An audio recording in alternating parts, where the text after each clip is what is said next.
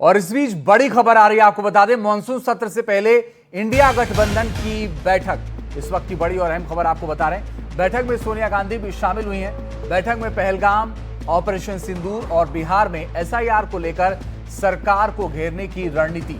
बैठक में अखिलेश यादव और ममता बनर्जी के साथ ही स्टालिन के नहीं रहने पर सफाई कहा। इनकी पार्टी के बड़े नेता मौजूद थे।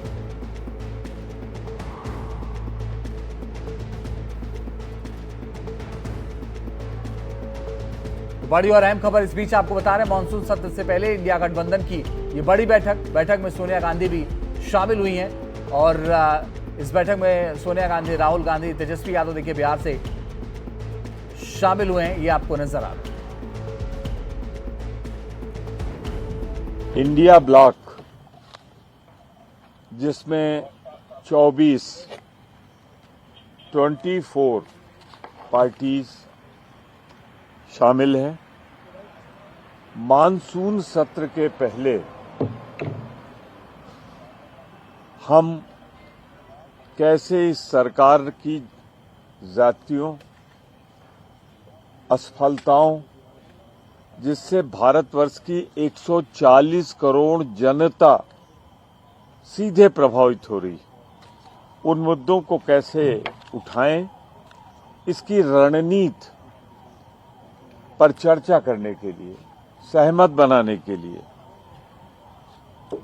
ये बैठक जूम पे हो रही है।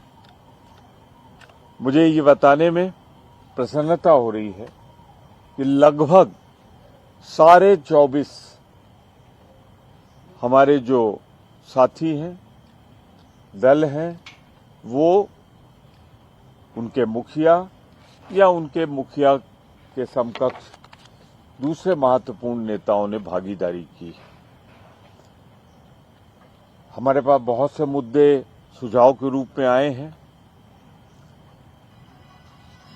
लगभग अगर मैं कहूं तो 8 मुद्दे ऐसे हैं जिन्हें प्रमुखता से लिया गया है।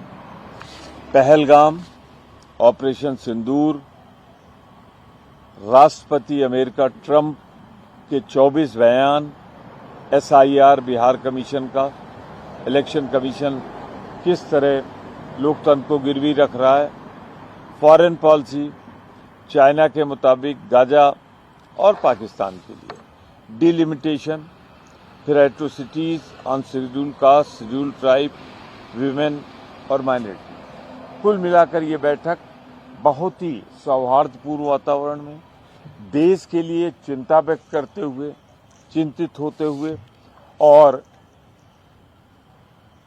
एकजुट होकर जिस तरह भारतीय जनता पार्टी की सरकार देश के हितों की अनदेखी कर रही है, उसके खिलाफ लोकतांत्रिक ढंग से, शांतिपूर्वक ढंग से हम चाहेंगे कि पार्लियामेंट चले, पार्लियामेंट में हम मुद्दे उठाएं, सरकार जवाब दे, जो लोकतंत्र की शान हो।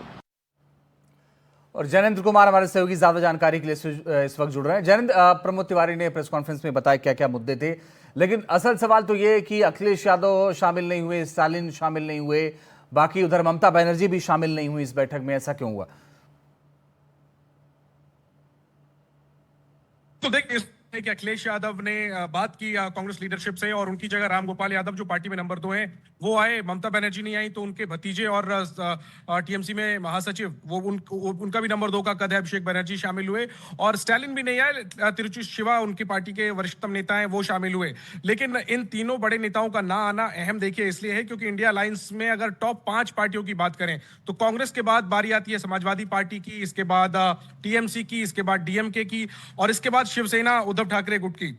और 5 में से 3 टॉप पार्टियों के जो अध्यक्ष हैं वो शामिल नहीं हुए। निश्चित तौर पर एक सवाल है, लेकिन कांग्रेस ने अपनी तरफ से सफाई देने की कोशिश की है और यह कहा है कि बाकी सभी पार्टियों के आला नेता मौजूद रहे। खासतौर पर देखिए शरद पवार मौजूद रहे, उमर अब्दुल्ला, हेमंत सोरेन मौजूद रहे, तो कहीं ना कहीं मुख्यमंत्री भी शामिल हुए, सोनिया गांधी खुद मौजूद रही, शरद पवार मौजूद रहे। तो एक तरीके से 24 दलों की बैठक करके कांग्रेस ने एकजुटता का एक किस्म से संदेश दिया है और यह साफ कर दिया है कि मॉनसून सेशन में विपक्ष जो है वो एकजुट होकर के सरकार को घेरेगा। प्रमोद तिवारी ने 8 मुद्दों की बात की, लेकिन मुख्य तौर पर देखिए दो मुद्दे जो हैं वो अहम रहने वाले हैं। एक तो पहलगाम से लेकर के ऑपरेशन सिंदूर और फिर सीज फायर को लेकर ट्रंप का जो दावा है, इस पर विपक्ष हमलावर रहने वाला है। और इसके साथ ही बिहार में एसआईआर का जो मुद्दा है और जिसको चुनाव आयोग कह रहा है कि देश के बाकी हिस्सों में भी वो करवाया जाएगा, उसको वोटबंदी विपक्ष कह रहा है। और इन दोनों मसलों को लेकर के विपक्ष के तेवर काफी कड़े रहने वाले हैं। कल सर्वदलीय बैठक है, देखिए विपक्ष ने अपनी तरफ से साफ कर दिया है कि उसका क्या एजेंडा रहने वाला है। कल सर्वदलीय बैठक है, देखना यही है कि विपक्ष की मांगों को लेकर सरकार